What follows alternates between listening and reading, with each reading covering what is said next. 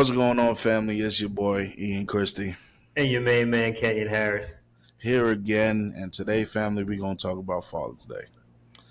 So, we brought up BC. You can go back and see her episode for Mother's Day on the OGs of child rearing. Now, we need to figure out how that is and how it looks on the father's side of things. So, today, we have one of Kenyon's role models, Absolutely. one of the OGs in the game. Oh, yeah. Again, from the father's side. So, Kenyon, Yes, you got to sir. introduce him, man. Absolutely. Super excited and very honored to have this gentleman here with us today. Um, he has a long list of doing absolute amazing things for others and impacting in such a positive way. From a growing up, um, living his life, living his passion, learning the types of medicine, graduating from Marist College, where he became a doctor, all the way through the years of then being hired and jumping into a different part of the medical field of medicine and wanting to impact people's lives in that way. Working his way up the chain to becoming a senior medical director and helping to make better decisions on what healthcare and what they are able to provide for others. And mind you, all while doing this, he has raised three amazing children who've also gone to live their passions and dreams, as well as the grandkids in which he also takes under his wing today. He's mentored many others along the way and has been an inspiration, including to myself, for my development, something that I've wanted to be growing up and figuring out what a man is and what a father is. And everything really came full circle. Ladies and gentlemen, my grandfather, Stanley Harris. Stanley. Well, thank you for inviting me. Thank you, Ken, for all the kind words.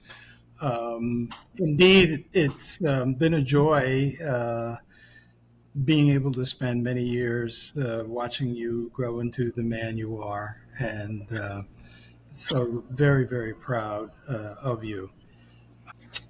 I know that one of the areas that you were thinking about in the context of today's topic, starting out with thoughts about family.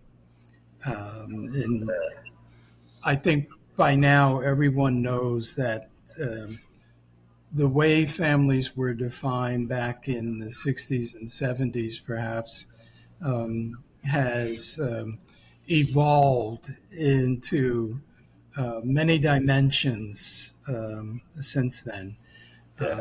And just in terms of thinking about what I know many folks like myself have experienced, at one point the family to me meant single parent family, my mother.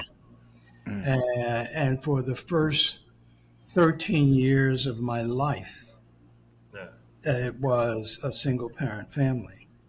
However, that was not the entire family, because as I was about entering the first or second grade, we moved into an apartment with an extended family, which was at one point, believe it or not, 13 people living in 3 rooms.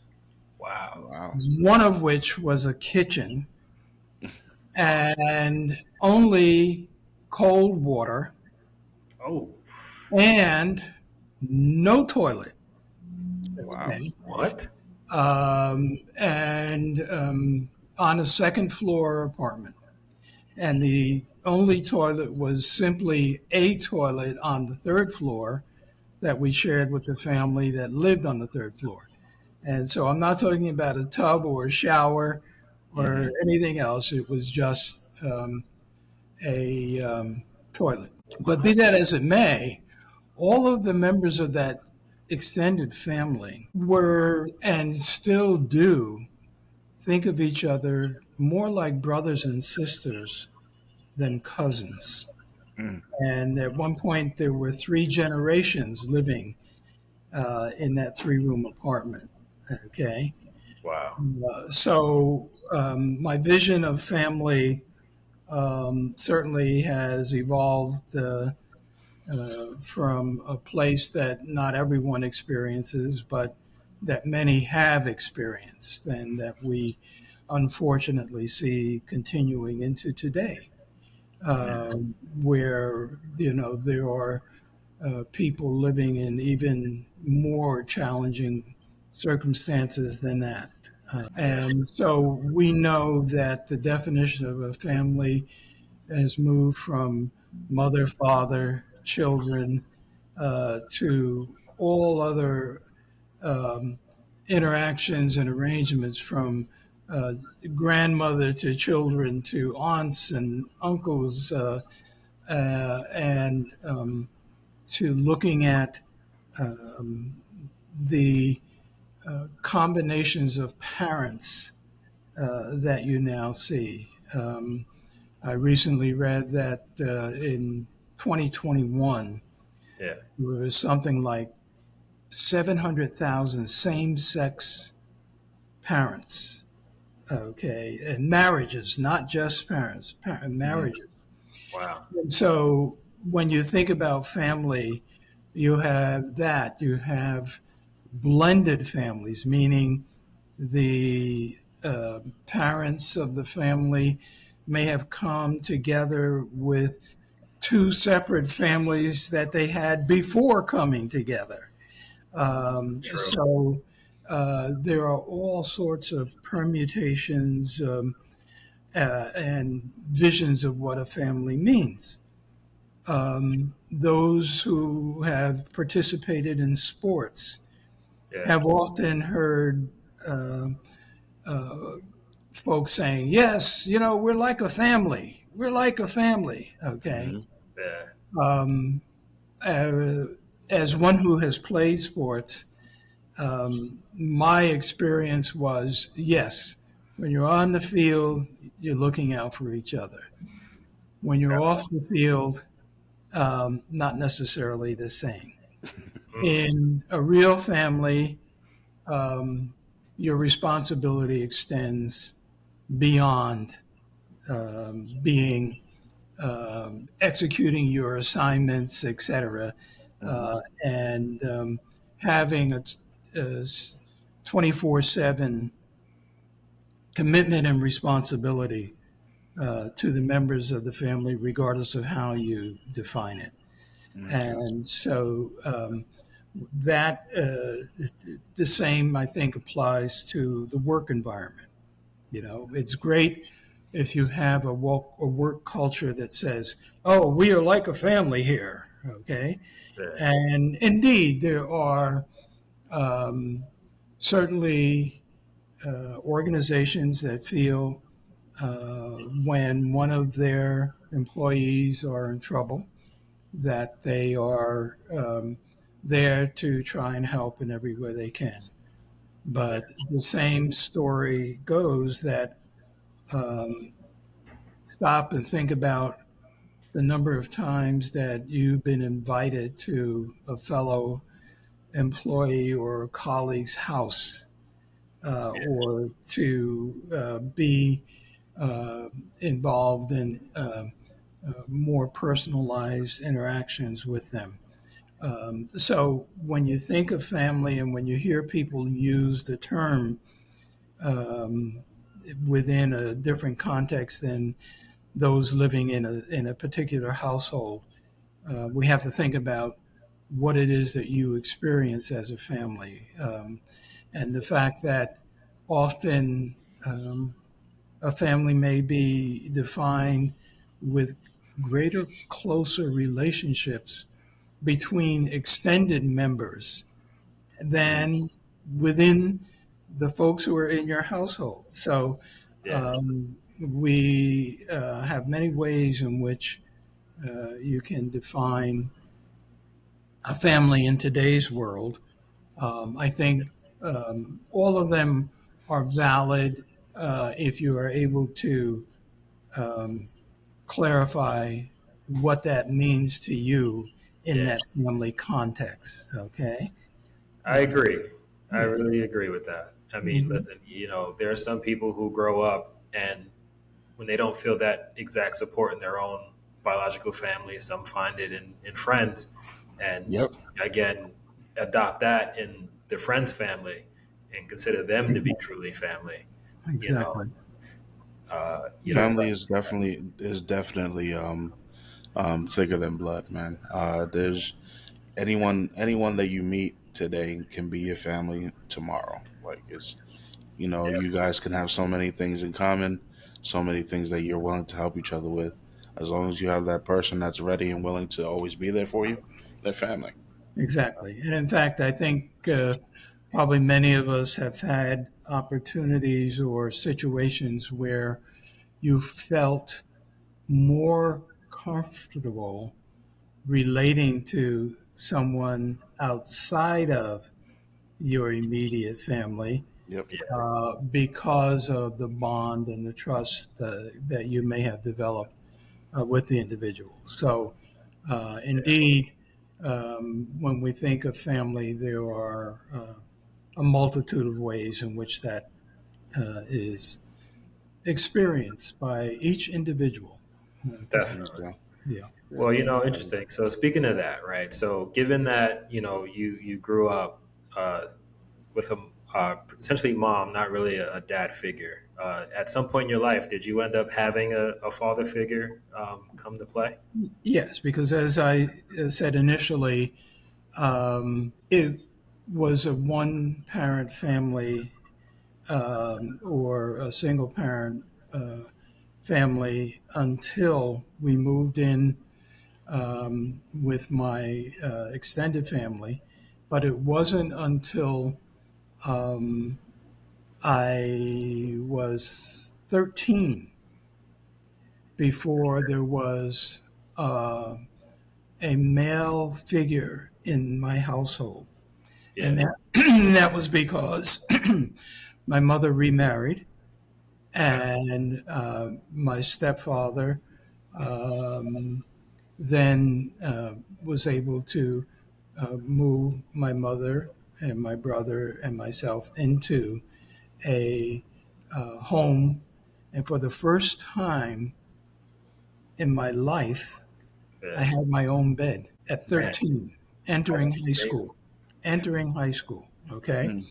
Okay, So I only reason I had shared all of this is that um, I think, when people hear that, oh, you're a doctor, you must have had a silver spoon all your life, to have been yeah, able to become. And I always think of my, in my last job, there was a deli downstairs in my building that I used to go for lunch just to get a sandwich. And there was a young brother there who always, greeted me and took care of me. So one day I walked in, and as I walked up to the counter, I said, "What's up?" And he said, "Oh, Doc, you going ghetto on me, right?" I said, "Listen." I said, I was not born a doctor. Hmm. That's right. it's facts. And so it was, one of those moments where, and I think it happens a lot in terms of um, in our lives where we see people in a position of authority or respectability or however you want to define it, a profession. And we assume that their life has gone a certain way, Yeah, but in fact is rarely the case. And that if you're used to seeing someone in a shirt and tie and jacket all the time, and Hmm. then you see him out there in a pair of shorts and, playing hoops on the local court, you say, wait a minute, I didn't know, of course you didn't know because you had a certain perspective of what I am and what I do. And that's not all there is to anyone. There's always more to think about. Yeah, Um, Makes sense. I, makes perfect sense. yeah, So I wanted to ask you. I should ask you this from the beginning. What about you right now? Tell us a little bit about your family right now. Are you married, single, divorced, whatever? yes, actually, I'm in my second marriage Okay, that has been a relationship now of nearly 50 years. congrats. Wow. Um, and as I, talk about different family structure, I had two children from my first marriage, Okay. which was with my childhood sweetheart. Um, Oh, and, we have continued to be friends. She's remarried. And, so as we get into the topic of raising children, that certainly has been part of the challenge that you face when you have different constructs of what a family is about. Uh, Hmm. okay. and so, but very blessed in this way that um, certainly I've had three wonderful children, two by my Hmm. first marriage, one by my current wife. Okay. And in addition to this young man here, I have four other grandchildren and two great grandchildren. Nice. And, and as you've heard, I am a physician, but retired, but still remain active in a number of ways. One is a member of the Board of Trustees at Marist College. Nice. And actually, KJ, in terms of completing my medical education, it was with the Albert Einstein College of Medicine in the Bronx. Okay, Wow. Uh, In the Bronx. that's Okay, right. Right. Put me so down. I spent many years in the Bronx, Nice. and in fact, my first job out of my training and residency was in the South Bronx, uh, Okay. just off the Grand Concourse and 160 First 62nd Street. So Oh, right okay. down by Yankee Stadium. Yep. And yeah. And, I have been fortunate enough. I have, in the past couple of years, written a book about leadership called The People Value Proposition. And it's sort of semi autobiographical, as well as talking about principles that I've tried to live with and live by throughout my professional career. Wow. Okay. So, That's um, awesome. We're gonna have to bring you back so you can talk about that book. oh, Yeah. I'd love to do that. 1,000%. Yeah, You yeah. know, it's cool that you mentioned that, right? As far as principles you live by, can you tell us part of those principles? Do they reflect into your parenting and what you see as a father? Yes, and it's an excellent intro into talking about raising children. It's good. Okay, because the title of the book, The People Value Proposition, Hmm. um, stems from the fact that I believe that everyone matters. Everyone is of value. Okay. And so I think that that is a principle that every parent needs to embrace as you look at your children and as you are raising your children. And it's important to understand a few things. One is that um, being a parent is the hardest job that exists. Okay. Now, one could say, oh, the president of the United States is far more important than being. No, because in 8 years, one way or another, for the most part, you're going to be done as Yeah. responsible for an entire country. That's Hmm. right. CEO of a multi billion dollar corporation, right? Yeah. When those people leave at the end of the day, you are not responsible for everything that's happening with them until they show up the next morning or don't. That's true. Yep. That's Okay. right. So being a parent is the hardest job because it's 24/7, 365, and a lifetime. Hmm. Because when you think about it, I don't know many parents who are not continually thinking about their adult children and what stresses and what issues and what things they are dealing with. So it is not something that gets turned off when you hit that magical age where you can walk out the door and say, I'm getting my own place. Fine, okay. But how many people end up going back, spending a little more time, Yeah. with their Yeah. parents when things aren't quite working out the way they thought, okay? Absolutely. Or on the phone with mom, dad, do you think you got some I need? Hmm. Can you help? Okay? Yeah. So it's a job that essentially never ends. If you are fortunate enough to see that your children become decent human beings, Yeah. that for the most part you've done a good job. Okay. Definitely. And so some of the things to keep in mind, I think, is um, number one, do make them a priority. Um, Yeah. because when you don't, um, not only are they paying the price, but you as a parent pay the price one way or another. Okay. Mhm.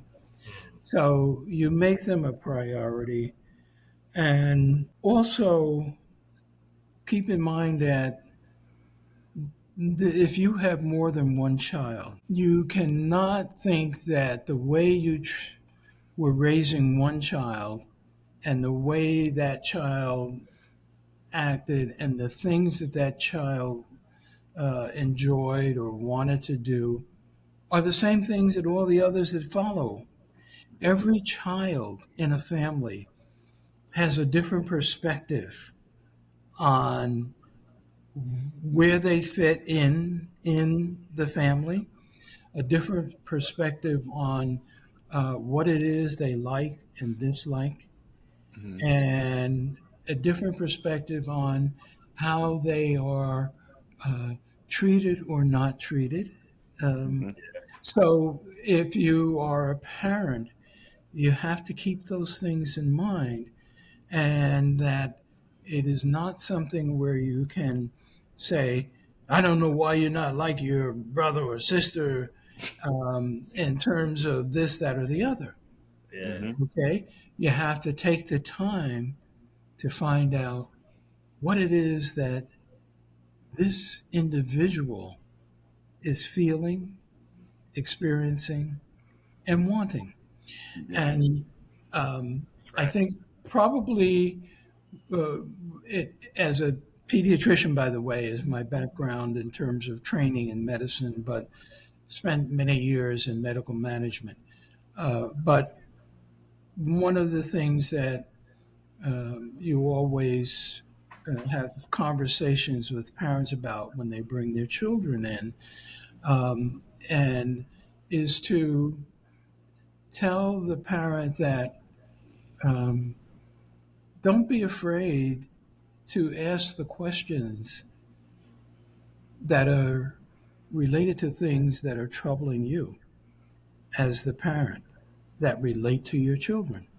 Hmm. So, if you are going into um, a doctor's office with your children to be seen, and you feel like you are being run through some kind of assembly line, and that no one's really listening to you, Mm-hmm.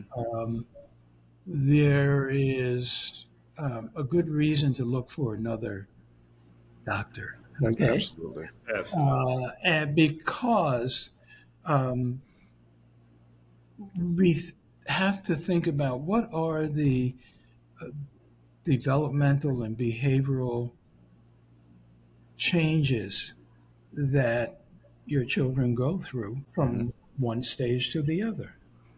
And if you Absolutely. have children, you've seen it in terms of how a child was acting at 2 versus how they're acting at 6, and what they're doing as a teenager. So in each stage, um, there are things to be aware of. And I think one of the important single questions you can always ask is why? Okay. Absolutely. Why is the child uh, seemingly crying all the time, or uh, having a temper tantrum, Yeah. or throwing things, or um, constantly doing one behavior or other that you find is not what you've seen in other children or in your family. And Okay. so raising children requires you to ask, okay, why is this happening? And if you cannot get a child to express anything, one of the things to keep in mind is that the vast majority of children's behavior is because they want attention. Okay, think Absolutely. about think about it So, in terms of um, when um, even as the children are developing in age, and each time there is any challenge in their life, any kind of disruption, any kind of um, thing that is not able to be managed by them, there's some reaction that they have that you see as a parent. And it's not always easy to figure out what that is, Yeah. but to recognize that under the do's and don'ts of being a parent is that um, feeling that either physical abuse, mental abuse, or any other type of um, suppression of a child is generally not solving their problem. And Yeah. the major thing that I've seen over the years that translates into is the kind of parent your kids are going to be. Okay. absolutely. Yeah. And so, again, it's the kind of thing of being the role model, or of, you know how they say, there used to be a saying of, uh, um, do as I say, not as I do. Yep. But it's more appropriate to say, I'm going to do what I think would be the best example for my children. Yeah. And I will tell you from, again, personal experience that in all of the dinner table and other kinds of conversations, or should I say, dialogues or monologues that I have conducted Mm-hmm. with children in their adulthood, what they have said to me is, Dad, I remember when you did this. I remember how you interacted with people at the gas station or in the store. I remember you uh, taking on the responsibility of painting a room or that. Nobody said, I remember that time we were sitting there at the table and you were telling us this, that. I've never had that. Not once. Okay. So, what it says is that um, what you do, and it doesn't mean that they don't hear some of the good things you say and that they don't incorporate them into their lives, but it's how you act day to day that they are seeing and absorbing Yeah. and that it sticks with them. So if you are interested in trying to raise good people who become productive individuals and happy individuals and people who are able to cope, then you have to set that example as the parent. And it's very hard. Yeah. It's very hard when you, and if you are an individual in the family working two jobs, okay, Mhm. then trying to take care of things that need to be taken care of around the house, it's very difficult. Yeah. And I remember in going through my medical training and speaking with one of my mentor physicians and saying, one of the things that troubles me most is how little time I have to spend with my children. And he said, keep in mind, it is the quality of time you spend, not the quantity of time you spend. That's Okay. awesome, Stanley. And That's so, that's huge. That's huge. yeah. I want That's to. big. I want to. That's the perfect caveat. That's why I stopped you right there, because that is the Mhm. perfect caveat to our chaos newsletter. Yes. Okay. Okay, so what I'm gonna do is I'm gonna read you the chaos newsletter. We're gonna give Kenny is gonna give his little perspective. I'm gonna give mine. Then we're gonna put it right back on you. You're gonna give Okay. your advice. Okay. Excellent. So, huh? Ready? Okay, you ready? Ready. All right, cool. How's everything going, Ian and Kenyon? I need your advice on the family situation. We don't share names, so uh, due to work commitments, I spend most of my time away from the home, leaving our children in the care of their mother. Unfortunately, she often becomes easily annoyed by the kids and struggles to manage them effectively. As a result, I have been trying to make up for my absence with trips and giving our children everything they want, spending time with them as often as I can with no interruptions. Despite these efforts, the situation at home remains tense. Adding to the problem, my partner has expressed that she wants nothing to do with me and has asked me to move out. I'm deeply concerned about the impact this would have on our children, having experienced abandonment myself when my mother left me at the age of 3. I am determined to not let my children feel the same way. I'm at a loss for how to navigate this situation. How can I support my children and provide them with a stable environment when I'm not home often? What steps can I take to address the tension with their mother and ensure the children do not feel neglected or abandoned?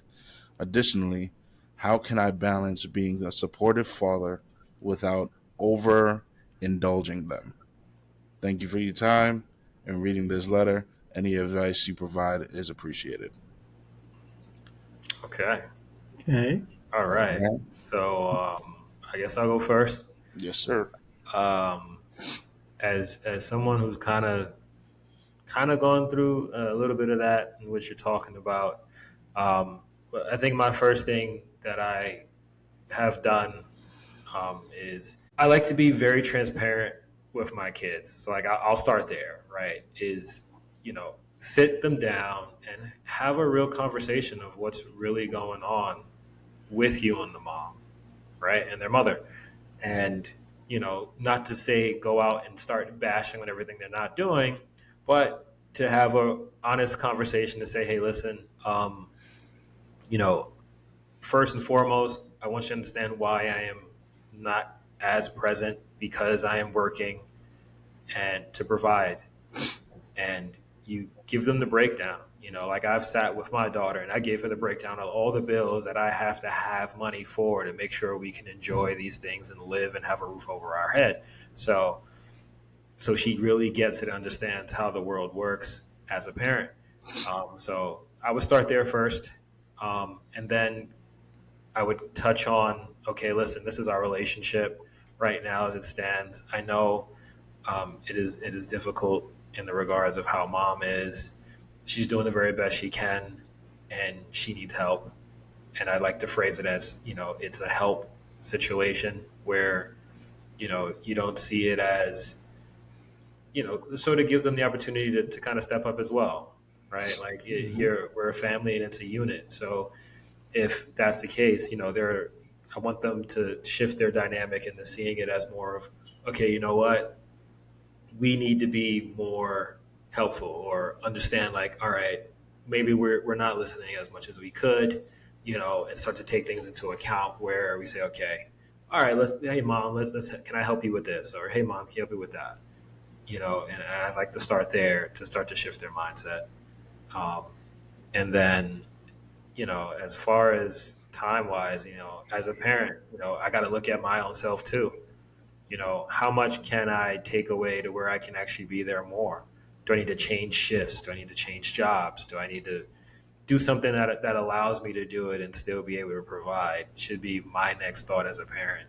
So I can actually start to have that time if it's possible and really look at those options.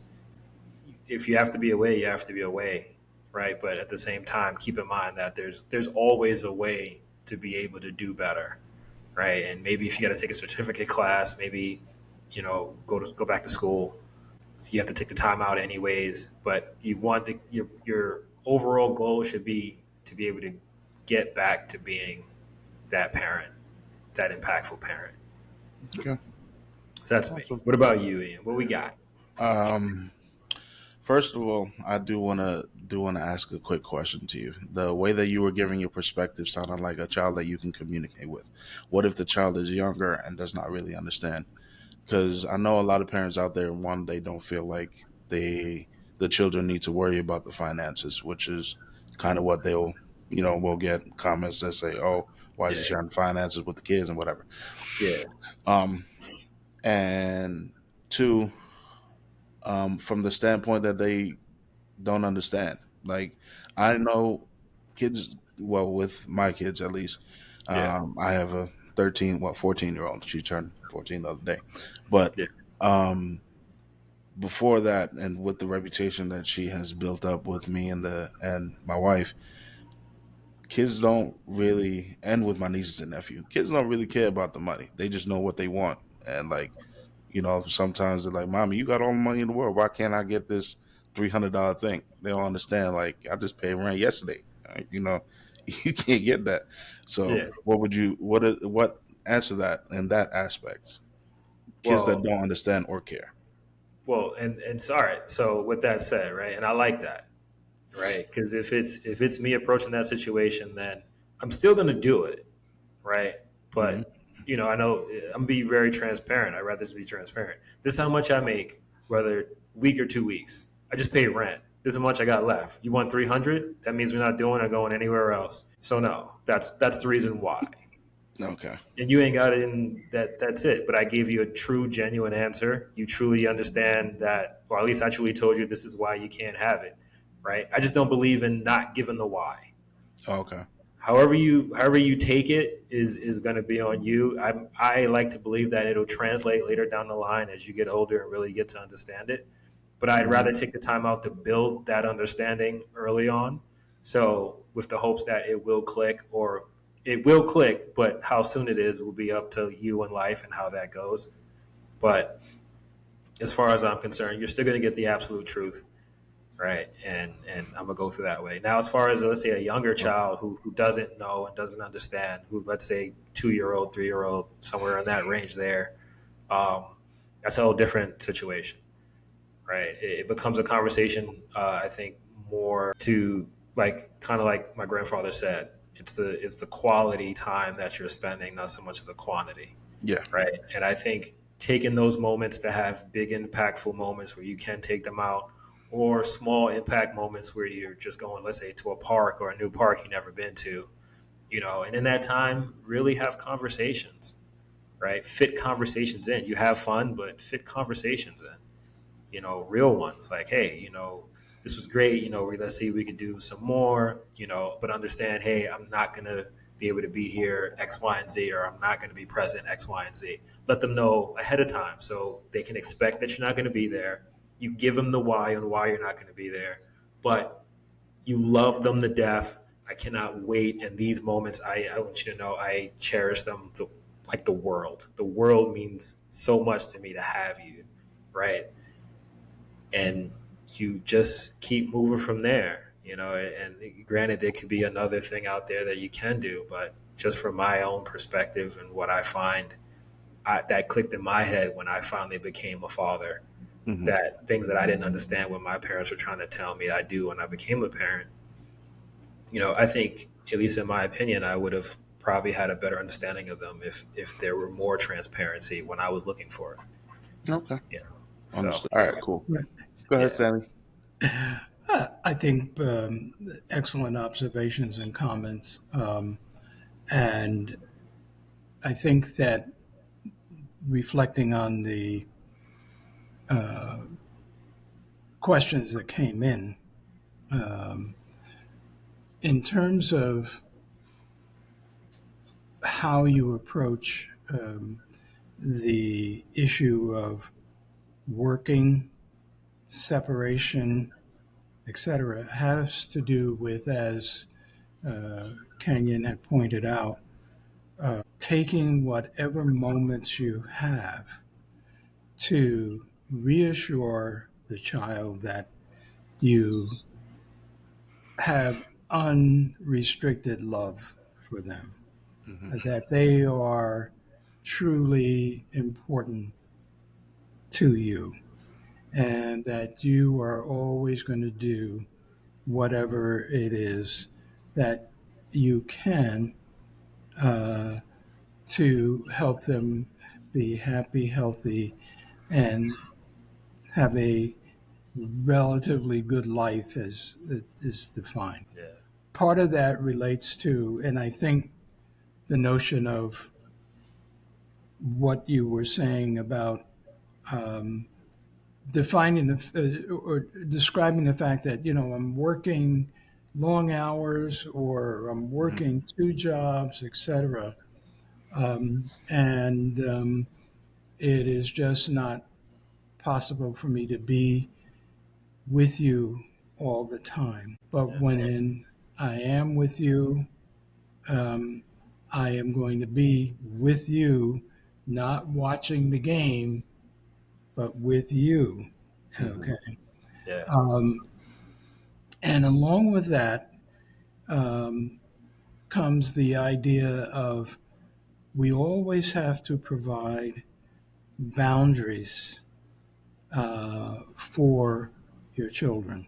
Hmm. And that means that um, there are limitations in many respects, limitations on um, how many programs we're going to watch at one time, or how many things we can buy when we go to the store, or Hmm.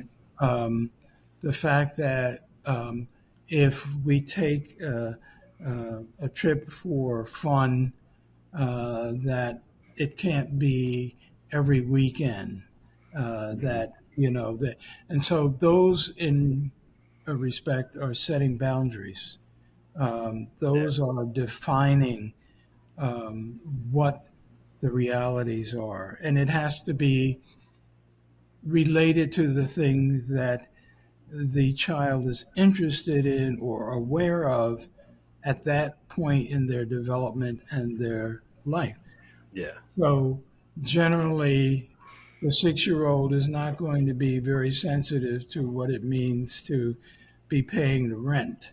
Hmm. Um, but on the other hand, if there is a um, uh, summer program that they want to go to participate in, like a day camp or something, that, okay, here are three opportunities. Which one would you like the most? We cannot do all three. Okay. And Hmm. so that's setting a boundary, that's setting some limits. Um, Okay. and as you move into adolescence, um, it's even a greater challenge because now there are many more influences that are coming from not only interaction with friends outside, et cetera, but social media, et cetera. Yeah. Okay. So Absolutely. being able to have the conversations around that is critical because we all know that there are certain things that are going to give the wrong impression about what reality is. Yeah. Um, and so those things are important. I once gave a um presentation on World Health Day at the United Nations, and it was about adolescence. And one of the topics had to do with adolescent suicide. And I said, suicide is the greatest expression of not having awareness that someone cares. Mm. Okay. So that if you're at that stage, you're believing that it doesn't matter. You know, they let me go out anytime I want. And I can hang out as long as I want. I can do this, I can do that. And nobody seems to care. Okay. Um, so it's Yeah. important that you continue to set the boundaries, that you continue to provide an opportunity uh, for honest dialogue. So, one of the biggest challenges in adolescence is um, an adolescent saying or telling an adolescent, it's my way or no way. Yeah. Okay. Yeah. Give them the opportunity to express what they're thinking. And it doesn't mean that having the opportunity to express it means that it's going to be a convincing argument for you to say, okay, you know? And so that becomes part of the valid interaction that Yeah. says we are a family. We will be able to talk about anything and everything. Yep. Um, but it doesn't mean that just by having the opportunity to express your wants, needs, perspective, is that it's going to be something that is going to be automatically agreed with. And that is the way life functions. And that's the way this family functions. We Yeah. want you to feel that you are um, a legitimate person, that you have the right to speak your mind, Yeah. but as there are certain things that are off limits. So I will give an example of a father of a certain person that I know was at the dinner table and he used to wear these cut off gloves like you would wear in the gym. Mm. And so, you know, if you're doing lifting weights or whatever. Yeah. And so it got to the point where I said, Okay, I'm not going to tell you you can't wear the gloves to dinner, but on the other hand, we're not passing anything to you to eat. Okay, so it's like because the idea is that your gloves are not clean, no Yeah. matter where and so other people here are eating, etc.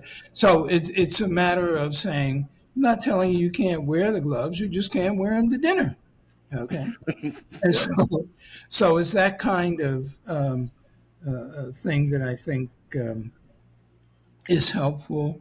And that when you are in a situation of um, separation, it's very difficult. Yeah. And one of the things to keep in mind is that a child often feels that they are responsible for Mm. what's happening with their parents. Parents arguing, you hear them arguing all the time. And the child thinks that somehow it's their problem, it's their responsibility. They caused this. And Yep. so it's very important to have repeated conversations that it's not you, you know, and Hmm. that this is happening. This happens with people when you get to a certain point in life and you find that things just aren't working the way you thought, that we have to have another way of going forward. Doesn't mean that the other parent doesn't love you or the one who's leaving doesn't care about you. And that kind of agreement has to be between the parents as well to say, look, all right, we're not going to continue to exist in the way we did before, but Hmm. it doesn't mean that our children should suffer in any way. And that while they're going to be continuing to work through the fact that things are not the way they used to be, Yeah. if they know that there is still love from each individual, Yeah. um, then it becomes a little easier for them to understand that, yes, but I'm not going to be at the house or in the house all the time, and that there'll be time when we can get together at other times, etc. Yeah. So, Mm. as a parent, it's important that again, as I always say, you think about the children as a priority. Yeah. Not that you try to stay together when it's something that just can't happen, but that you take the time to both commit to saying, we're going to continue to love you, child. We're going to continue to have a time with you. Um, and so, Yeah. don't worry, okay? Yeah. It's going to be okay. We have to do this in order for all of us to keep uh, functioning. Sanity. Yes, Yeah. exactly. Okay, Yeah. and so it's like um, there's no easy way to do that, and it's always best if you can get both parties um, to engage the children Okay. around that issue. Okay, Yeah. Awesome. does, Good does that answer. does Good that answer. sound right? Okay. Mhm. Good Yeah. answer. Good answer. You know, Are we Ian, what going? about you, man? You never answered. You even if give your feedback, No, man. I What you was think? hoping. I was hoping to slide by. I was hoping to No, no, slide. no, no, no, no. You ain't no slide by, man. Yeah, not gonna happen. Go ahead. So, my opinion, I would say the same thing that Stanley said. Man, you got to have that conversation with both the your wife, well, partner, and your kids, so that they understand that there's nothing that they have done that is causing this to happen. It's just something that is happening between you and their mother. Right. Um, that daddy won't be home if you decide to. I mean, it looks like you really don't have a choice in the matter. She doesn't want you there, and you can't really, if you stay there, what will happen is the tension in the house will just keep growing. So I do recommend that even if you spend some time away, you should spend some time away. Uh, but you definitely need to have that conversation with your kids so that they understand that, daddy will be away for a while, but I still love you. I'm still going to be here. Call me if you need me. And I'm still going to come see you Yeah. regardless to anything. Now, Can I just make one sure, other go ahead. observation too? Is that it is critically important that the parents do not play the blame game Oh, yeah. and try to say that it's all on the other person. Hmm. And also, the reverse is true that if indeed the one parent resents the children, then, you know, better that you get out of the house Yeah. than to be there and have children under an abusive situation. Okay. Yeah. Right. So there are different aspects to consider in terms of the individuals and what you know about them. Hmm. And, if someone has been abusive of you and children, then that separation is something that needs to happen, period, as opposed to having disagreements and inability to live with one another for other reasons. And Yeah. yet, if you can get both to be committed to being positive parts of the children's lives, Yeah. then that makes a difference. Absolutely. Absolutely. Yeah. Absolutely. So, like, Um, go ahead. Okay. Go ahead. Finish. No, I was gonna continue to say that exactly what Stanley said. That commitment that you have to your kids is the most important thing that you have to maintain. Like Yeah. Stanley said earlier in the episode, it is for a lifetime. There's no days off. I understand that your your partner is annoyed easily, but you have to find out why that is. Hopefully, you guys have found at this point. It looks like you've heard a couple of our episodes. Hopefully, you've figured out that if you can have that mature conversation with her, because if you can't, then my advice is kind of for not. But if you can have that conversation with her and figure out what is happening as to why she's so annoyed with kids, because maybe there's a traumatic experience in her past that leads to that. Because there are people out there that just don't like kids. Mhm. It's unfortunate, but that does happen. Yeah. You Yeah. do need to have a mature sit down, have a mature conversation. And as far as overindulging and giving the kids everything they want, a lot of parents that I have spoken to do get it confused as giving the kid what they want, buying them stuff, taking them places to replace the fact that they're not there. You're basically trying to buy your kids love, and that is not something that your kid will cherish. They're not gonna. I've my daughter's 14 years old. If I ask her what I gave her when she was 4 years old for her birthday, she won't even. Yep. It's the time that you spend with them that matters the most. Don't fill it up with money. Fill it with emotion and Mhm. love, because that is the biggest thing that they need the most. They need to feel supported by their father. The father figure is a huge, huge thing that is needed in the household.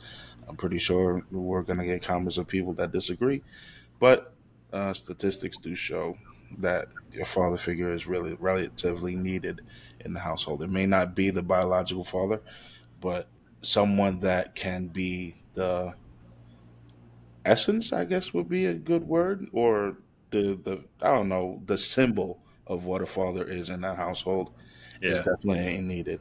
Um, but if we did answer your question, please go ahead, Stanley. Just one other quick comment Hmm. about the notion of giving. Hmm. I'm reminded of being in a pizza shop with my oldest daughter, and there were a group of young ladies sitting not too far from us. And the one girl said, "Yeah, the only time I want to talk to my father is when I want him to give me something." Yep. Okay. So if you take that approach of just, giving stuff without having any kind of meaningful conversations and interaction, that's the kind of perception that a child has of the parent. Yeah. Um, yeah, if I want to know this, that, or the other, I'm going to call dad. Yep. But Yep. otherwise, I don't want dad to tell me anything or to, et cetera. Yeah. Okay. Yeah. And that's not where you want to be. Yeah, No. you don't want your kids growing up thinking you an ATM, okay, Yeah. That's or right. a bank that they can Right. access funds at any time, right? Yep. Yes. And the You want it to be last so much more. and the last thing, before we move on, uh, the fact that you're talking about when you're not there, they basically do what they want. Kids are not. They're very smart. They're not stupid. So they do that because if you give a kid an inch, they will take a mile. So Hmm. when you're there, I've seen it multiple times. They know that, oh, when I go to grandma and grandpa's house, I can't do this, and this. But if I go to this grandma's house, I can do whatever I want. When you set those boundaries, they will come into play. The only thing that you have to do is, instead of trying to convince your the partner to maintain the boundaries that you set in place, convince them to just basically don't. Matter of fact, don't even try to convince them to do nothing, because they are grown. They're going to do what they want to do. But um, just keep your kids in line when you are there, so that they understand that they can't act that way, that they act with their partner everywhere. That's only Yeah, something that. I actually have one more comment too, and it's for the section of the mom. Hmm. Just keep in mind that because you're not there to really be there that much, granted you're taking on maybe the financial responsibility tremendously. Understand that the biggest part and problem can be the fact that you're not there. That person has no help. Like they said, it is not easy, especially when you have multiple kids. It is not easy. Kids repetitively will mess up something that you fix, and you'll find out that you're fixing it 20 times in a day, and then you still have to do everything else. Like, if you're not someone that's in the house, you have to understand how hard it is to maintain a household with children. And that frustration and that inability to be able to have the patience is probably already worn thin, on top of not having you to help and pick up some of that slack too, right? So I think the first conversation you might want to have with your partner would be, how do I give you time for yourself, right? Because they're living in that job of 24 hours, 7 days a week, and you're not, right? So take that into huge consideration, that it's not only you not being there, it not only affects the kids, but it affects your partner as well tremendously. Absolutely. So Yeah. And that's my last and bit. and one other quick point to that, Kenyon, is that children should be given age appropriate responsibilities, so that as they are growing, they recognize that they can contribute to keeping the household decent. And so, again, Yeah, that is all part of um, including them and also helping uh, to relieve some of the stress that the parent has, in particular in Hmm. uh, yeah, a single parent family. So, by giving them age appropriate things to do, sometimes it's very simple, or Hmm. incorporating them into the activity that you have to do, whether it's cooking or cleaning or whatever, putting the clothes in the dirty clothes laundry, etc. yeah, Those kinds of things are helping them to, one, know that they are a part of the family, two, that everybody has to help out, Yeah. and that you know we appreciate what you do. Good job. Hmm. Thank you for cleaning up those things in your room, kind of thing. Yeah, Definitely. absolutely, absolutely. Yeah. All right, so we're gonna end with the last question, right before we end, and that question is going to be, as you know, Father's Day.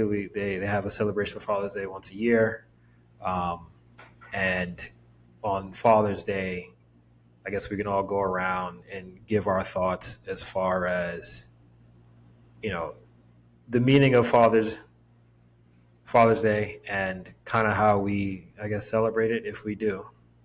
Want to go first, Okay. Ian? Oh, sure.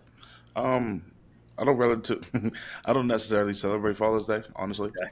Uh, because I'm a father every day, but I have that little standpoint that that's regular. But Yeah. it does feel good to be appreciated for an extra day out of the year.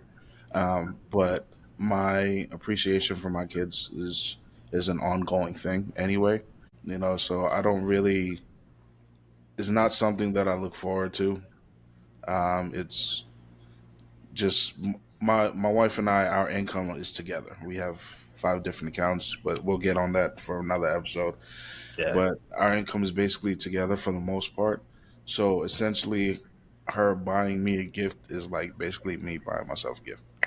But the same, and she has the same view as well for Mother's Day. Yeah. But we do like to give gifts of appreciation and acknowledgement, especially from like my daughter's in teenage years, like I've been saying, and once you're in those teen years, you don't really show the affection that you used to show as a baby. You kind of distance yourself because you're trying to figure out yourself, whatever. I don't know why kids always do it, but I did the same thing. You did it. Everybody done it. So Yeah. or whatever. But That, that's my opinion on Father's Day. all right. What about you? Well, my Father's Day, and this has actually been a recent practice as of Mm-hmm. last year. Um, I've actually taken Father's Day as of last year, and because, like you said, it wasn't really like a really big thing to me. I think like when I first became a father and I had Father's Day, it was like, oh man, I got to celebrate this day, and it's because of me, right? Um, but as of last year, I remember reflecting and thinking to myself, you know what? I want to look at Father's Day kind of like how everybody looks at New Year's Day.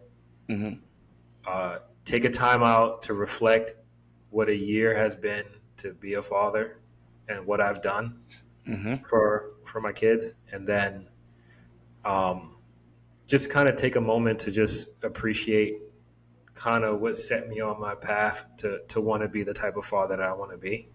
Okay. And with that, my own father, Kenyon Harris, same name with Junior, and my grandfather, Stanley Harris, here with us today.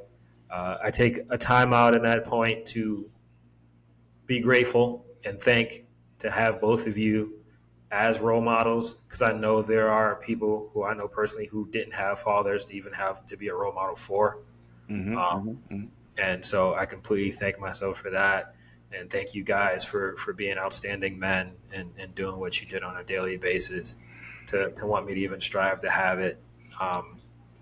So thank you guys for that. And, I want to thank my kids. They're everything to me. They're the reason why, I had such a different impact in life, to be more responsible and to really make a shift on how I think and view things in the world for Awesome. them. So that's Father's Day is New Year's for for, Hey, for me. So man, my answers sound like I'm ungrateful. That's crazy. nah, man, you just keeping it real, man. Listen, it just happened last year. For me, I was living like you. I didn't even remember when Father's Day was. It'd be like, man, Father's Day coming next week. It wasn't for a commercial. When like you go to CVS and the cards start coming out Yeah. for Father's Day, you be like, wait a minute, that's coming up. I gotta look it up on Google half the time before then. Trust me, I didn't really remember. What about you, Stanley?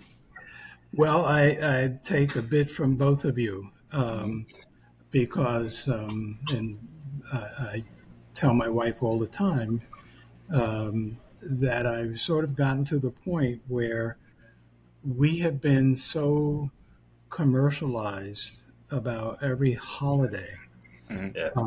that it is um, become too easy to send a package, a text message, not even a call, and say Happy Father's Day, Happy Mother's Day, Hmm. Happy Grandparents' Day, you know, Merry Christmas, except that we forget about all the other days of the year, Hmm. um, and that if we could take a fraction of those sentiments sent on the day and spread them out through the year, I think it would be uh, an equally joyful time. Yeah. Um, I do appreciate the opportunity to get together with my son and my grandson for just a little lunch or brunch or whatever, Yeah. or even to go to the barber shop. Okay, because we did that once, Yeah. and so those kinds of things are as meaningful as any day that is marked out on the calendar as the day that you're supposed to be treated like royalty, right? And Yeah. I was truly believe in trying to let people know throughout the year that you are always loved and appreciated, and Yeah. that I would like to do things to let you know that when it's not Mother's Day, when it's not Christmas, when it's not your birthday, Yeah. um, you know. So that is where I have sort of evolved. It used to be that you went through all of these holidays in a sort of a rote fashion, and Hmm. we still send things to people, send cards to people, etc. But my effort is to also be able to communicate to folks throughout the year, Yeah. to be able to be both available to them and let them know that we're thinking of them at other Absolutely. times. That's Nice. And, great. That's a Nice. good and, answer. Nice. and I and one other, you were talking about fatherhood, and Hmm. I must say that I did not know what my biological father looked like until I was 19. Mm. And that was only because I got a photograph from him, not from him, but from one of his siblings Mm. Hmm. of him. Subsequently, I have discovered through ancestry a whole line of fathers and some mothers through the generations, and so and have enough much better feeling for you know what it means in terms of the historical perspective of father. Okay. Nice. Of Nice. father. Okay. Nice. Okay, cool. That's good, man. So, Ken, you want to end it off right there? Yeah, one last thing, and if somebody didn't get to touch on, but it keeps going through my mind. All right, Go so ahead. this is out for the fathers. One thing I do want to very much point out that was mentioned earlier was if you want to really raise your kids um, and have a vision for them, remember that when it comes to being a father and raising children, the hardest thing is knowing that when you're raising them, you're going to sometimes or more times than not be raising yourself as well. It's a magnifying glass into who you are as an individual right then and there as a person. And there are going to be moments where it's going to challenge you to be a better man and a better father. And the best way I could say about that is, if you lack patience and you show that you lack patience, then your child runs down the line of lacking patience and it upsets you. You have to remember and keep in mind that you showed them your lack of patience, Hmm. right? So if if there's something that you wish for them to have, more times than not, you need to build it first. to be able to give them an example of what that is and teach them how to attain those things. So not only is not being a parent stop, but you developing as a human being doesn't stop either. And when you take both of those things seriously, you can have a tremendous impact on how you raise your children. So from all three of us being fathers, we love you guys. We love you. And as always, we're here for each other. Fathers together. That's right. Excellent. So, family, reach out, touch somebody. You never know who you're going to help. We here. We love y'all. 762-253-0813. Stanley, thank you so much for being here. We appreciate your time. Thank you. Absolutely. Thank you for the opportunity. Excellent, excellent conversation. Thank you, guys. Thank you. Love and chaos, family. Peace. Peace.